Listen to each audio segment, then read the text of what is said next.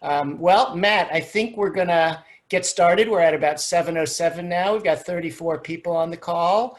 And just to keep us all on time so we can adjourn promptly at 8, why don't I turn it over to Matt Bogosian, who heads our Policy Action Leadership Team, and which Matt's going to tell you a little bit more about what that group does and what's going to happen tonight. Go ahead, Matt. Great, Wei Tai. Thank you. Appreciate that introduction. I want to welcome everyone on the call to this policy action meeting.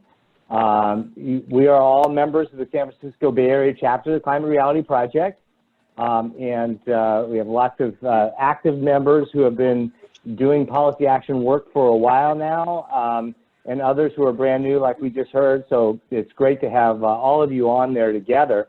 What we're going to do is I'm just going to give a nutshell on what we've done around policy action. Then we are going to hear from some of our policy action squad leaders across the Bay Area chapter.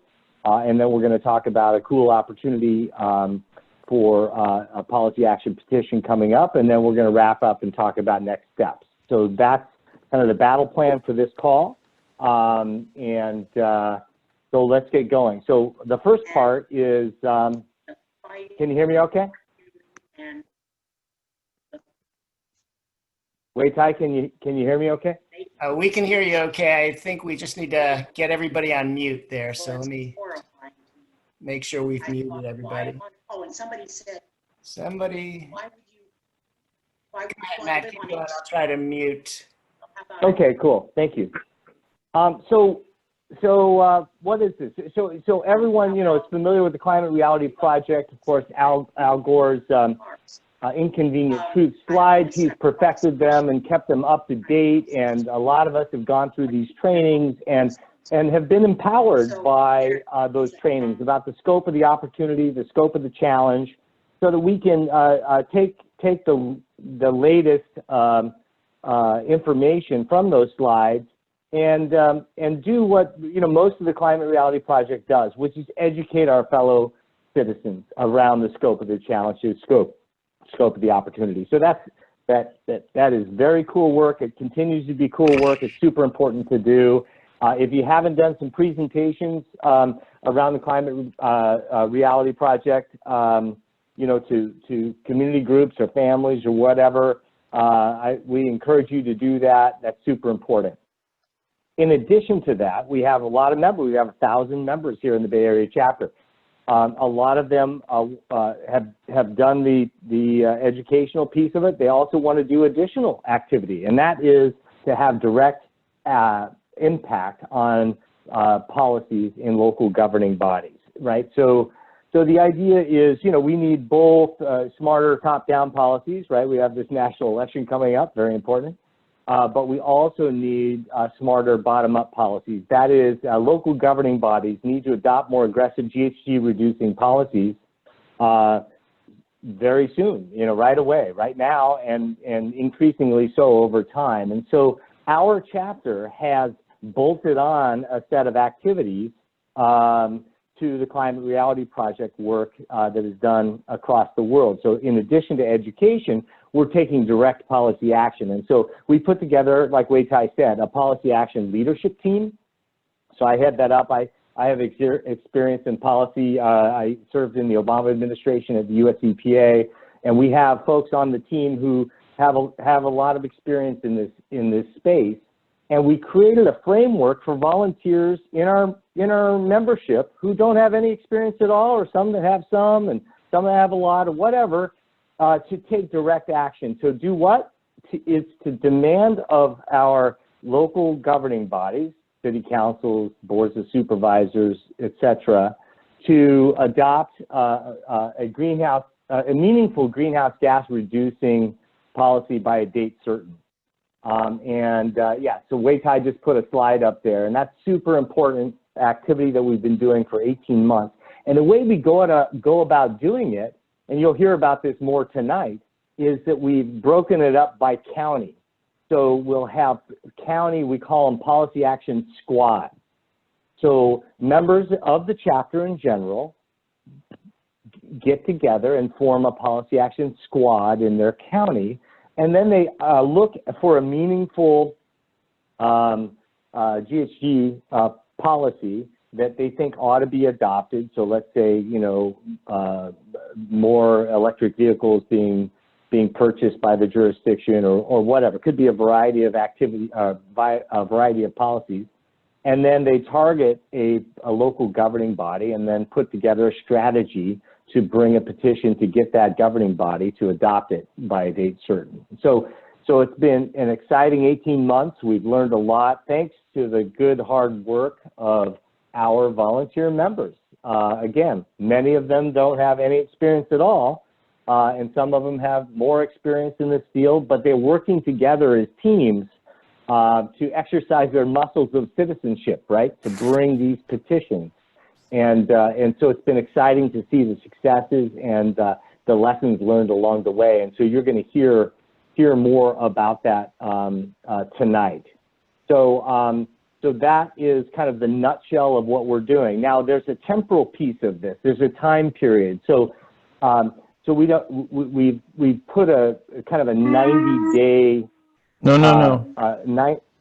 90-day window on these activities, so that we bring 90-day petitions, so that, you know, people are not volunteering forever on these squads, that they work for 90-day increments. And so we are actually, this meeting tonight is really the end of a 90-day period. So what you're going to hear from some of our squad leaders in the different jurisdictions around the Bay Area is their reports on how they've done over the 90 days. You know, some successes, some learning, some, you know, it's going to be a mix. I'm really excited to hear from our policy action squads across the Bay Area. So that's where we are. If you're brand new, listen up, soak this up like a sponge. And at the end of this, you know, there's opportunities to join one of these squads or help form your own within a jurisdiction. A jurisdiction could have more than one policy action squad and working on different governing bodies or different policy action petitions. So it's a super exciting opportunity. Our work has gotten the attention of the mothership of the Climate Reality Project by Ken Berlin and the staff of the Climate Reality Project in Washington, D.C. The idea is if we can perfect this in a way that is scalable and replicable, then we can share it across Climate Reality Project chapters around the world so that we can help them bring policy action petitions to their local governing bodies. So it's a very exciting set of activities. We're delighted that you're on this call to learn more about it. I'm super excited to hear from our squad leaders. And then after we hear from the squad leaders, again, we'll hear about this this policy action petition and a meeting that we're going to have after Thanksgiving. So let me turn it back to you, Wei Tai, and we can get the quick updates from our policy action squad leaders. Sure. Thanks a lot, Matt. And I want to, tonight we have a couple of the county leaders I'm going to call on them in this order. Marin, Sonoma will be reported by David Mahler. Solano County by Marilyn Farley.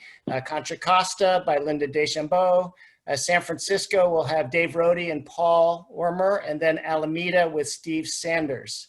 So in that order, you each have about 4 to 5 minutes, or shorter is fine. And after each county presents, if people here have questions, we hope you do, that we can ask just a little bit of questions, maybe 1 to 2 minutes of questions per county, so that we don't just do 6 reports non-stopping. Let's sort of engage with each presenter. So I'll open up to questions, but they'll be really quick questions, quick answers type of thing.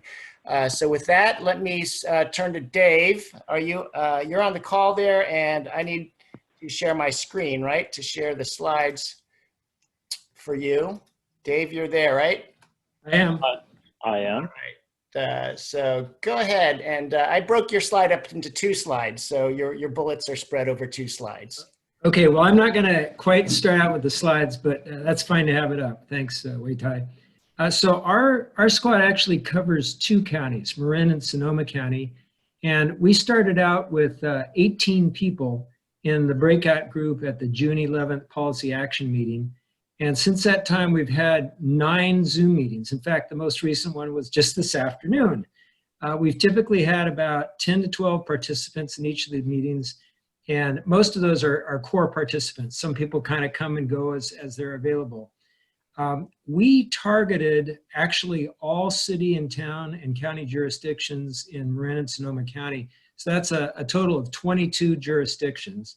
We're also targeting government organizations made up of electeds from those counties and also from staffs.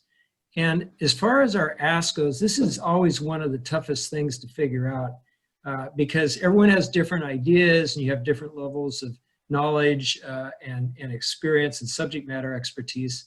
But ultimately, we decided on a 3-element ask. And the 3 elements were for the jurisdiction to adopt a climate emergency resolution if they didn't already have one. The second one we actually clarified just this afternoon, and that's to ban the expansion of gas infrastructure.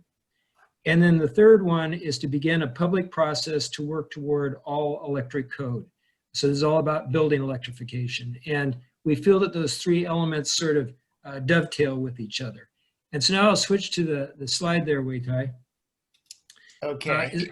As far as what we've achieved so far, and I have to say, 90 days has been difficult for us to finish this, but we're well poised right now. So we established our meeting structure, agenda, and schedule, basically got organized. We got to know each other and our interests and backgrounds and capabilities, and it was an incredibly capable team, very impressive.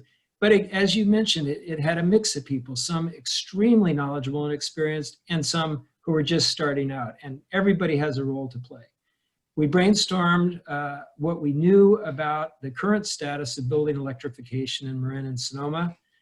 We then met with Marin and Sonoma representatives of the Bay RIN, which is a Bay Area-wide group that takes on energy issues to kind of understand what the overall building electrification landscape was and to get their advice on how to proceed. Then we targeted jurisdictions and we identified what their current status was as to building electrification and relative to climate emergency resolutions. We established a folder on Google Drive so we could share information and documents with each other. We developed a who's who list of all the electeds and the staff in those 22 jurisdictions related to building and electrification. We gathered and reviewed an incredible amount of reference material on REACH codes and climate emergency resolutions. And then we developed our ask, and that's a real key thing, like I said, and in fact, we modified it just today. Then we developed talking points to present our ask, and again, these are gonna have to be modified a little bit just based on the revision today. We developed a series of questions and answers so that any of our team members could be the advocate to present our ask and be prepared to ask the kind of questions that we would expect to get answered or asked. And we also use the Q&A as a repository for key information, taking all that reference material and distilling it down. And then right now we're poised to propose a climate emergency resolution at a Novato City Council meeting coming up here in just a week or two. And I want to give Kevin Morrison a particular shout out because he's our champion for that particular proposal. So that's where we are. We got a lot more work to do, but we're really geared up and ready to go. Great, thank you for the report. And I'm going to invite a couple questions, but before I do that, I had a question for you, and that is, are you the same David Muller that ended up wrote a letter to the editor to the San Francisco Chronicle and got published today? Yes, I am. Wow, that's a small world there. Congratulations. Yeah, you know, Wei-Tai, it was kind of like hitting the jackpot. If you've ever written a letter to the editor, it's very difficult to get them published. They get way more letters, and it was pretty special to get not only published, but have that lead. And I hope it affects a lot of people when they're thinking about buying electric vehicles. Well, congratulations. You're right. It's not easy to be picked, and it's not easy to be listed number one on the list. So the gods must be favoring you. And there is some kudos and applause all the way around. So questions before we go to the next county. Marilyn Farley, do you have a question you want to ask? I do. I'm very interested in everything Dave had to say, and I'm wondering if he could share his Q&A, that some of the rest of us might learn something from it that we could take to our own cities. I'd be happy to. What would be the best way to do that, Wei Tai? Is it it's a document or so? Yep. It's about a 3-page document. Well, I'll have to ponder that. Okay, and I would just say to others that are working on these squads, it's a great tool to prepare your advocates to be ready for the questions they're likely to be asked. And then as well as it's a great repository for information. So you're all answering the same questions more or less in the same way and with the same basis of information. How about as at least a quick thing, David, if you wouldn't mind putting your email in the chat so that anybody who would like to ask you for that can just look in the chat and email, and then you can get it right away. And we'll try to think of another efficient way to get it out to other interested parties. All right. Anybody, any other questions? If we wanted to join you, I live in Marin. This is Suzanne Mellon. If I wanted to join your ranks, do I just email you and say, how can I help? Or Thank you. Yes. Go I ahead, joined David. on the Reality Hub, but then I didn't know if I should contact you directly too. But okay. I'll be sharing a slide at the end of how to do that. So Okay. The answer is yes. After we hear all the squad presentations, I'll be giving you a link, an email that you can write to the chapter, or you can go to the chapter's website and click on a link to get in contact with all the heads. But since David put his email in the chat, you can cut right to the chase and get right to it. Thank you, everybody. Let's go to Marilyn Farley, who's going to report on Solano County. Marilyn, you want to go? Sure. Hi, everyone. Let me hold on just a sec. Okay. Hi, everyone. I'm substituting for Bonnie Hamilton tonight. She's running for the Solano County Board of Education, and she had her campaign kickoff tonight, and she was a candidate interview. So she may join us a little bit later if she's able to. We were working on several things. I was kind of the leader on an effort to get the Fairfield City Council to extend our urban growth boundary that expires this year. And so we were involved with basically building a coalition, and it included Bonnie's Climate Reality Group, as well as the Northern Solano Dams, several homeowners associations, the local chapter of the Sierra Club, and Greenbelt Alliance. And we all went in and asked the city council to put it on the ballot in November. And we basically got a resounding no. And some of us had been working with the council and with the city staff for the last couple of years to get them to do this, and they basically just didn't want to hear it. And so we put together this coalition and took it public, and they still didn't want to hear it. But we made enough of, caused enough of a stir that they agreed to create a moratorium on any annexations until a new general plan is completed. And that general plan is supposed to start an update later this year, probably December, more realistically, probably January. So there were a wide number of people involved in trying to make this happen. And I think we feel at least pleased that we have a moratorium in place, although we're cognizant that that can be reversed by a vote of the city council at any time. So we have that going on. Also, we have another effort led by Genevieve Monk to try to get the city of Fairfield to consider more of a solar array for all of their buildings. And she started that effort quite a while back. And then the city manager changed, so she had to start over. She's been working with a local council member to get that going again. And they did have a meeting recently with the city manager, and he agreed to accept a proposal from an energy consultant that Genevieve was in contact with. So that's an ongoing effort. That's really all I have to report. Thank you so much, Marilyn, and for sticking in for Bonnie there. And any questions for Solano, the Solano chapter? Fred, and some applause and appreciation. We take that too. Thank you. Thanks. Questions? Okay.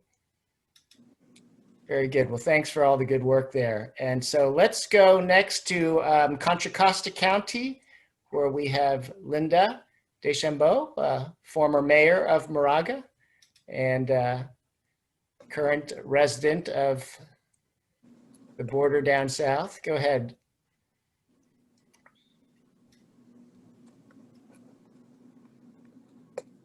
We can see your screen sharing, but we cannot hear your voice, so you have to unmute yourself. Okay, how about that? That's better. Okay, so the Contra Costa County Policy Action Squad had our 90-day plan to reduce greenhouse gas emissions with policy actions, and we had 3 focuses. The first was looking at general plan updates, which is a pretty big deal for some of you new folks. That's kind of the Bible, the constitution of a city. They often only get updated every 10, 20 years or so. We focused on the city of Hercules, who's had some meetings. We also looked at our role as Climate Reality in signing a petition that was asking for a moratorium on drilling permits in Contra Costa County. And we also looked at the climate emergency declaration that the Board of Supervisors was looking at. And what did we do in 90 days? Well, we attended the City of Hercules meeting, and we had some success there. They were looking at their safety element, and we thought it was very important for them to add environmental justice as a key and top safety concern. It was noticeably absent. We had 3 attendees, a couple letters, and some follow-up emails that took place with that, which was a success to just even get us on the, in the conversation. The no drilling petition, Waitai took a poll through the Contra Costa County and voted and agreed that Climate Reality would sign on to that letter. That there was also a letter that the Sustainability Commission wrote to the Board of Supervisors, but that letter that Climate Reality signed along with 60 other organizations, I believe, hasn't been turned in yet. And then looking at the climate emergency declaration, our third item, wanting to make sure that we had some robust and measurable statements, that it wasn't going to just collect dust on the shelf, make sure they are looking at how to establish an environmental justice process team to keep the equity piece going. We had great success at that with 8 attendees, 8 letters, and a lot of coordination. In fact, multiple groups are now coordinating and doing some planning. So great success for getting some new people involved, some multiple ways of communicating with letters, attendance at meetings. Some of the challenges we ran into is that we find it difficult and need to engage folks who actually live in the jurisdictions. We have 7 other cities who are working on their general plan updates underway and trying to figure out, organizing ourselves, what that will look like to have 7 city monitors. The next opportunities we have will be to follow up with our meeting with Hercules when they have their planning commission meeting next. The Board of Supervisors has the climate emergency on their agenda. 2 of the 5 supervisors are on a committee and have been reviewing this. But it'll be the first meeting coming up. I encourage Contra Costa County people to get engaged and save the date. We've got some stakeholders who have met recently and preparing some talking points to put those out to try to make it easy for you. On the no drilling petition, other groups, I believe, still have the opportunity to invite to sign the letter like Climate Reality did. So if any of you are working with other groups, and there is a new opportunity that individuals are invited to sign on to the petition. I can drop this into the chat. So individuals, county residents ideally can sign that. And I guess the other big thing we put together, I just wanted to announce a resource that Contra Costa County has where all our general plans and all our climate action plans are now in one place. and easy to find where everybody is and color coded in a new report that came out.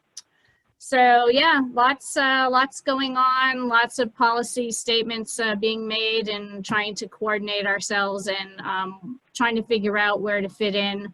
The Build Back Better and Green New Deal also was action we had presented at our squad.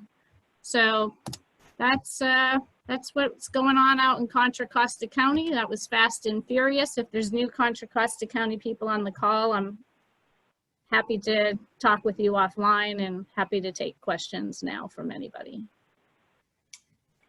Thank you very much, Linda. Yeah, a lot was going on there in Contra Costa County, and there are many people on this call. Thank you for participating. Any questions? Fred, I see Fred, and then Robert Root. And so go ahead, Fred, and then Robert. Yeah, Linda, the information that you presented at the end of your slide presentation about the documents, how do we access those? I'll put it here in the chat. It's posted. I have a nonprofit called Contra Costa County Climate Leaders, or 4CL for short, and it's on our website, ccclimateleaders.org. Hold on, that's going private right now to everyone. So it's posted there, and it's accompanied by a live action map that you can click on the map and link directly to all the general plans and all the climate action plans for every city in the county. Thank you. How about I'm going to post in here too for folks who want to sign the petition to a moratorium on drilling. Sorry, what was the other question? We have a question from Dr. Robert Root, and then it looks like Kevin Morrison's raised his hand. So Linda, I was curious, when you mentioned the Build Back Better and the Green New Deal, what kind of action or discussion did those topics lead to? Well, what we're trying to figure out is not spread ourselves so thin. You know, we've already focused, these general plans are a pretty big deal. The climate emergency is a pretty big deal. So honestly, we were trying to figure out where it fit in without sort of spreading ourselves too thin. And we are, even with these talking points for the climate emergency, figuring out how to weave that in to, you know, three different things are going on in the unincorporated county at the same time. The climate emergency is being written, the general plan is being updated, the climate action plan. So what you asked is a good question, and that's what we're trying to figure out too, is exactly where does that fit in? Because ideally, some general statement of support we'd like to see from our elected officials now in making a commitment to Build Back Better. But the actual details of that will likely come later under other resolutions and other policy actions. So we're trying to figure that out, and we are working with some folks, and we've drafted a template of what we consider a good example of what a city would pass for as a Green New Deal using other city examples, just like we did with the climate emergency. So a lot of research and a lot of planning still going on right now to see how that fits in. Thank you. Thanks, Robert. Kevin, and then Eleanor, and then we're going to go to our next speaker. So go ahead, Kevin. Sure, thank you. I'm just wondering, how did the climate emergency resolution get to the Board of Supervisors? Well, that's an excellent question. There's a lot of movement. You know, we have a sustainability director now, which was a big deal that came on board, Jody London, and she's doing a fantastic job. And under her watch, she has a sustainability commission that they've added in Contra Costa County, and a sustainability committee, which is an ad hoc of 2 of the Board of Supervisors. So there's a lot of interest, there's a lot of advocacy groups, and through those 2 groups, they brought it, are bringing it on September 22nd for its first public hearing to the full Board of Supervisors. Thank you. Eleanor. Can you hear me? We can hear you. Okay. This is my first time actually getting a visual. I always call into these Zooms. So I just wanted to try to understand the scope of the CCC seems so broad to tackle all the municipalities and the county. How is that possible? In Solano, I know you heard from Marilyn, she's working with Fairfield, the city of Fairfield. And I'm in unincorporated. I really want to approach the county So I guess I'd like to copy some of what you're doing. Do you have any advice? Well, we can talk offline. Contra Costa Climate Leaders has been working since 2007 to sort of pull the pieces together, but I do like the 90-day action plan of keeping it simple for that very reason, where we chose specifically general plans in Hercules, climate emergency to the Board of Supervisors. So we're not actually taking them all on in this 90-day planning process. So we're trying to not to overwhelm you, to keep it short, measurable. We, as presented, we pick a governing body, we pick an action, and we pick a due date, and then we start again in 90 days, and maybe we pick a new city. But overall, you know, coordination in the counties is something that I have been doing, and I'm happy to talk offline about how we track some of that. Fantastic. Oh, yeah. Thank you. That'd be great. Thank you, Linda. Thank you, Eleanor. Great question. Let's turn to San Francisco, where they've got two initiatives. One is going to be described by Dave Rohde and the other by Paul Wormer. So let's go Dave and then Paul. Okay. Well, hello, everybody. First of all, let me give a shout out and thanks to the many people who joined the San Francisco Policy Action Team. Sorry, Matt, but we call ours a team and not a squad. But, you know, hey, we're San Francisco. And I also want to apologize to the group. I think so the projects that we've been working on didn't necessarily lend themselves to the 90-day window.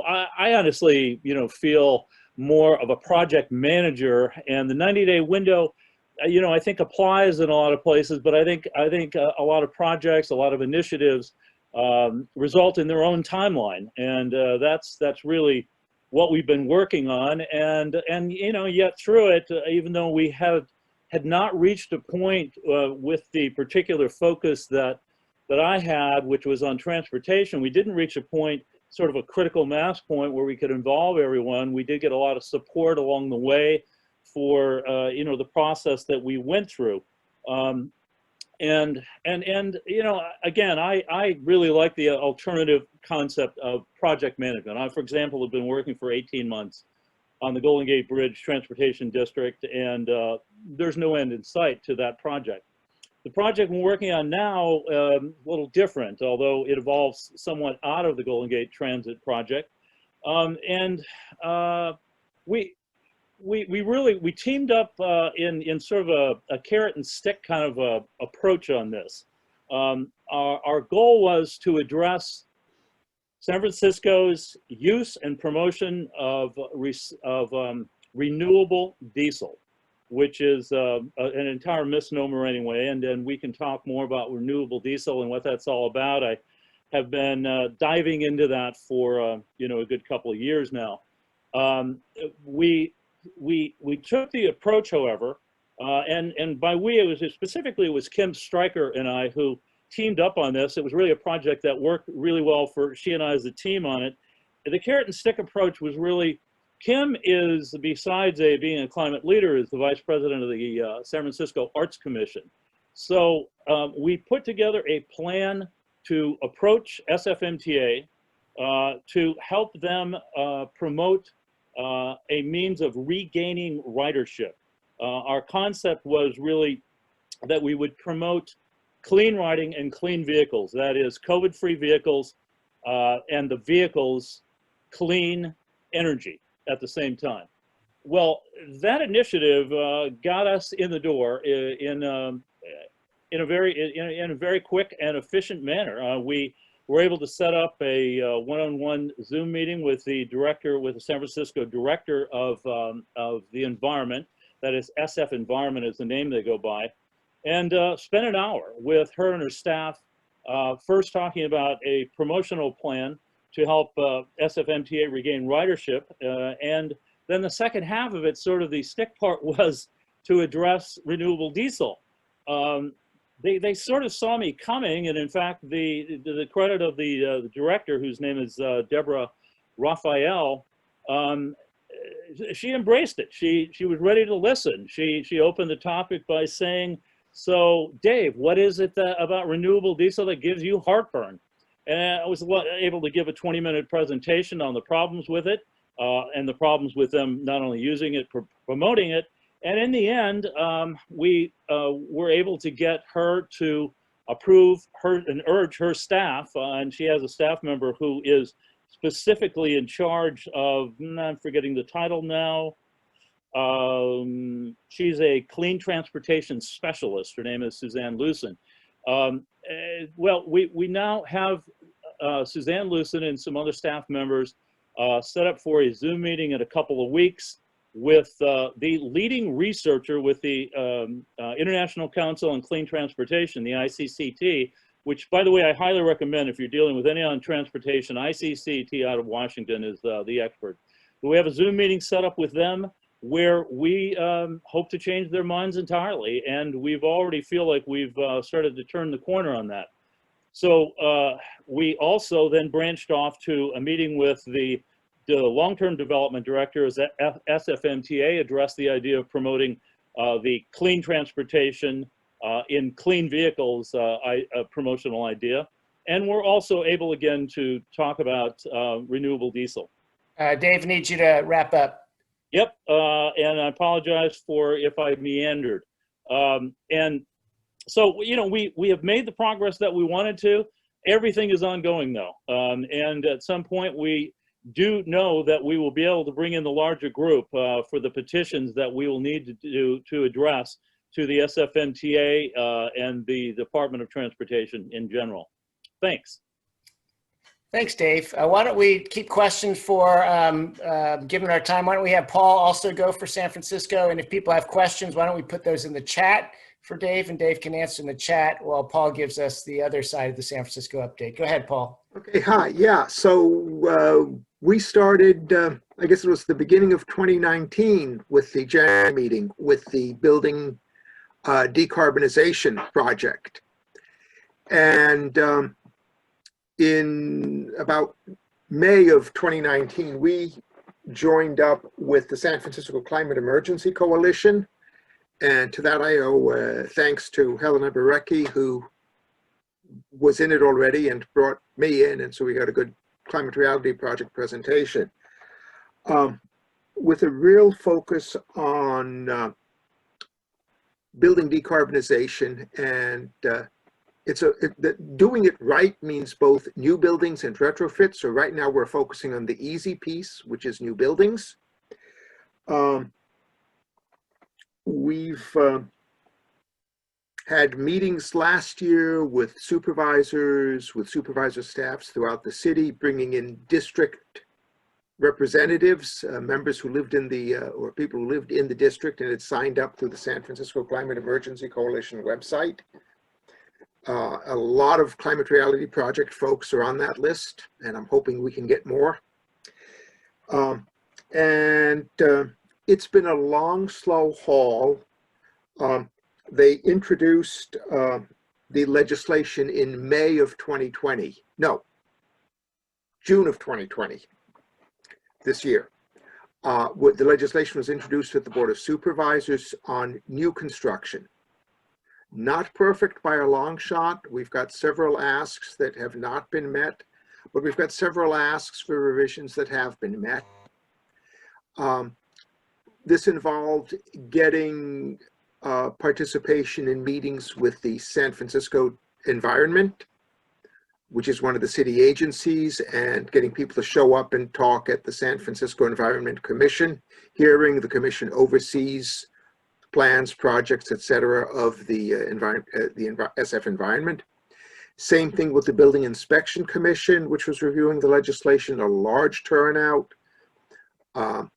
Several meetings at subcommittee meetings of that commission to raise issues and dig into details. And now we're waiting for the final draft of the legislation to be introduced to the Board of Supervisors, probably the 21st or the 28th. Although this has a way of slipping and it's sort of out of our control.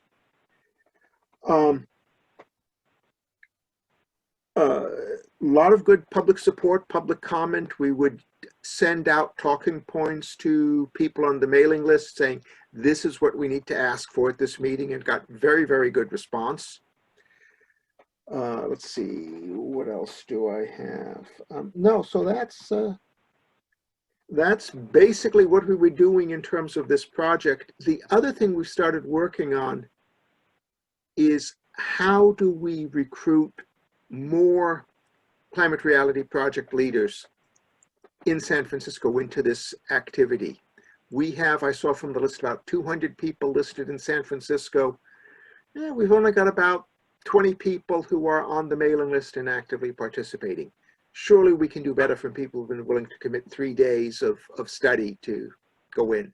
So that's the other nut we're trying to crack, so we can do more. There is the next phase from my standpoint is how do we develop a good retrofit strategy, which is immense complications with respect to social justice, environmental justice, economics, getting a workforce that is competent to do the job, making sure they're credentialed. So it's a huge long-term undertaking that we'll start focusing on once we get the current legislation out of the way.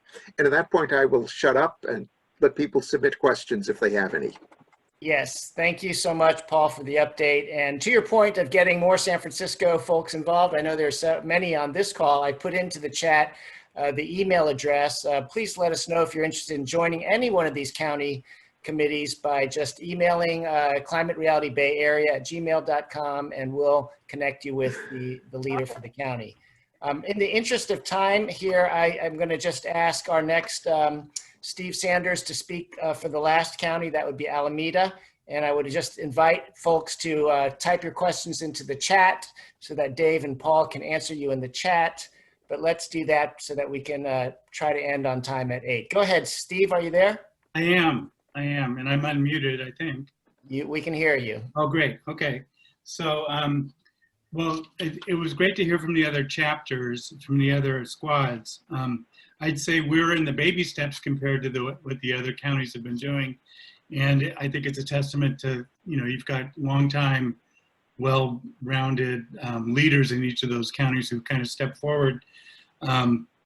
We've been focused on recruiting some folks, and we'd like to really integrate some of the people that have expressed an interest from the last couple of trainings to get active with us. And so to that end, next week, I'm going to be facilitating a couple of calls on Tuesday and Wednesday with volunteers. And if you can either do Tuesday or Wednesday, I'd encourage you if you're in Alameda County. So far, I've got about 18 folks from the counties in one of those two. And what we really need to do is, now that it's been great to kind of hear what's involved, it's good to do a 90-day challenge, but there's nothing ever that's really 90 days, as I think Paul and the others said. And so what I really hope will happen, we've gone through the trainings, and next week we can see if there's some critical mass around a couple of projects that people want to sort of step up on. And I think there's enough folks who, if they put in some energy, we could fairly easily get some things going in Alameda County. It's an extremely receptive local government landscape here. It's almost like there's too much you could do as opposed to not enough.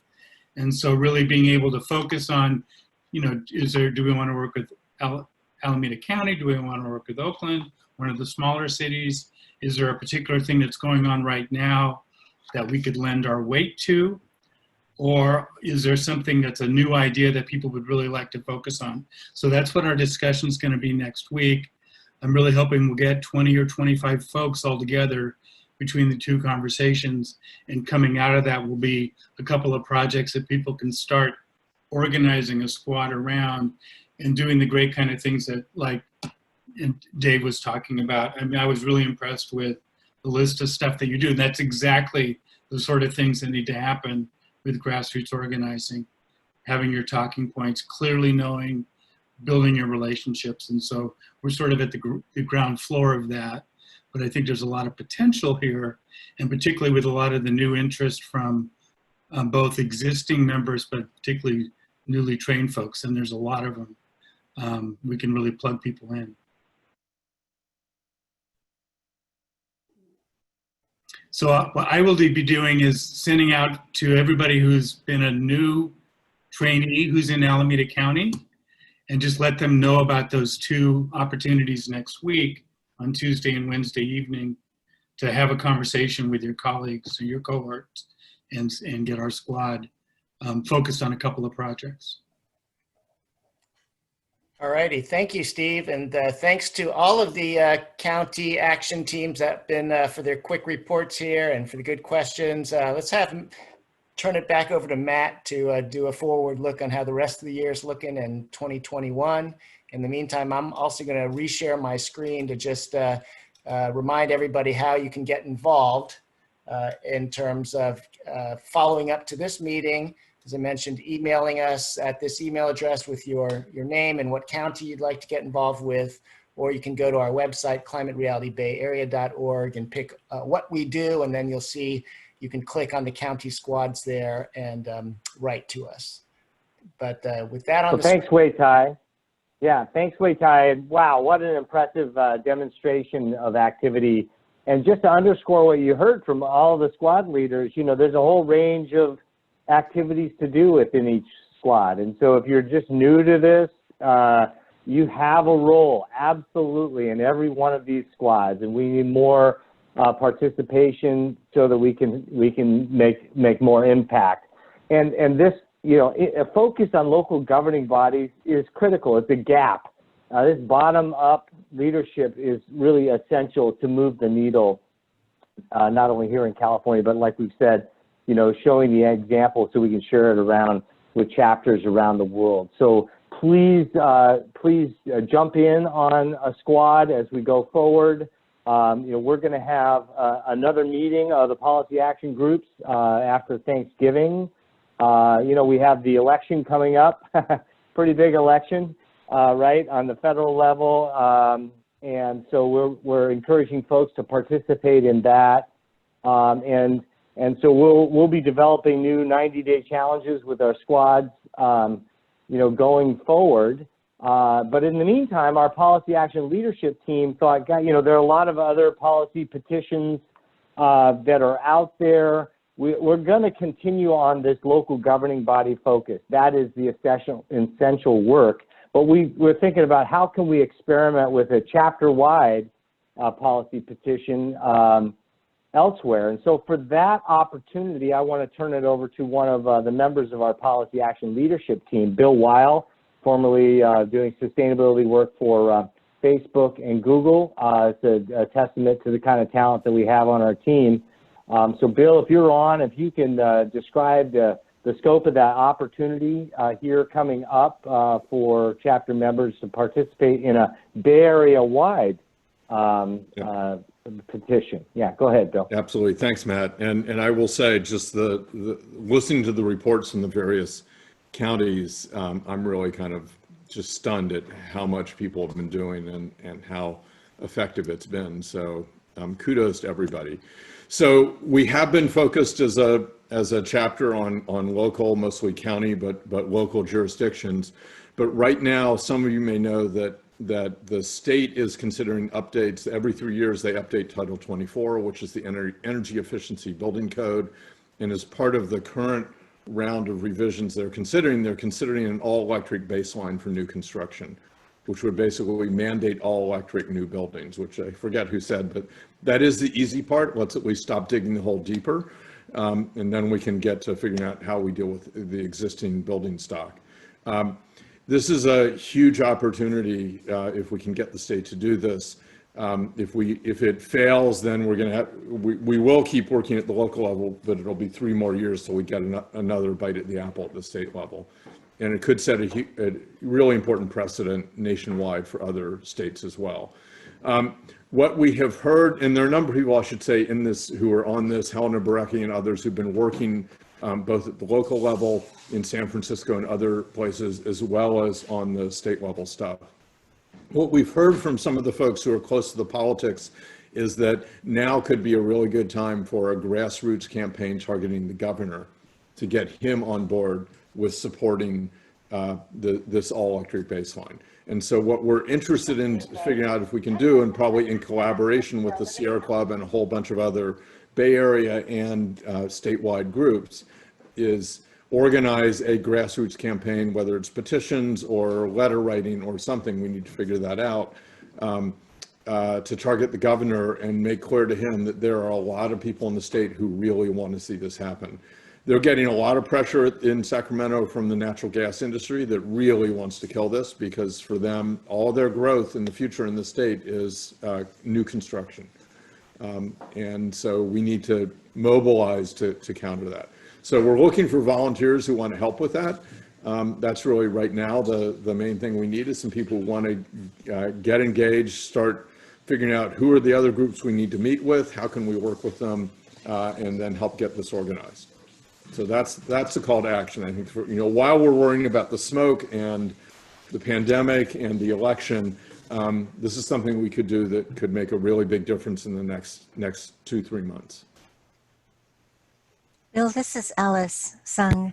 Thanks for that heads up. How do we volunteer? Well, that's a good question. So I think you could send me an email, and I'll put my email in the chat. And then we can figure things out from there. I'd like to get a small group of people together who want to help, kind of spearhead this, and we'll figure things out from there once we've got a critical mass. Do you have a path to the governor? I mean, there's probably like a lot of people who would love to have the governor's ear, but do we actually have a access? Well, so this is grassroots, which means it's going to be about as I said, either letter writing or a petition of some sort, where the goal is to flood his office with hundreds or ideally thousands of people contacting his office about this. We don't have a direct path where we can. I think we could find one if we think that's the way to go, but there are a lot of groups. Climate Reality Project and 350 and Sierra Club and so on have been weighing in at the California Energy Commission on this issue. But what hasn't happened yet, as far as I know, is a grassroots sort of outpouring to the governor or some of the other key officials. And the governor, this is a California Energy Commission. It's a regulatory issue. They are semi-independent from the governor, but he does have influence over them. And at the moment, what we're hearing is he's kind of unsure about this because he doesn't want to be known as the governor who took away people's gas stoves. And we need to let him know that people understand that and are okay with it. Right. Thank you. Great, thank you, Bill. And so anybody who wants to be on Bill's SWAT team and work the next couple of weeks and months to put pressure on the governor, contact Bill's email is now in the chat. So please flood his email. Matt, you want any closing remarks before we sign off here? Just to say thanks to you, Wei Tai, for orchestrating the meeting and emceeing it, and for everyone for being on the call and taking the next step, right? We can't do everything on our own. We've got to team up and take that very next step. And so you being on that call, illustrates that. Then do the next thing. Take the next step. Email Bill, email your squad leader. You have a lot of value to add, and we look forward to you doing that. Thank you for your participating in the Climate Reality Project, and it's exciting to have you on the team. Great. All right. Good night, everybody. Have a good evening. See you at the Good night, all. Good night, folks. Take care. Good night. Good night. Thanks, Wei Tai. Thanks, everybody. Good meeting. Thank you.